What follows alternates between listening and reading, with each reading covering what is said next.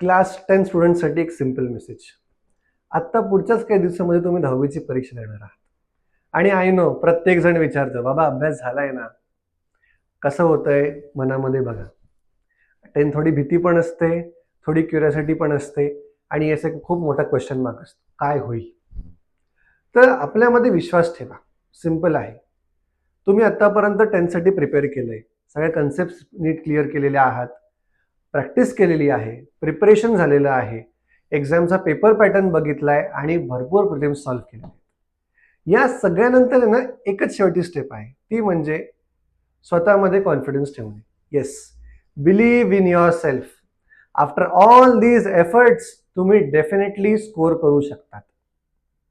आणि याच कॉन्फिडन्सनी, याच पॉझिटिव्ह थॉटनी तुम्ही प्रत्येक पेपर अटेम्प्ट करा आणि तुम्हाला डिफरन्स स्वतःलाच जाणवेल.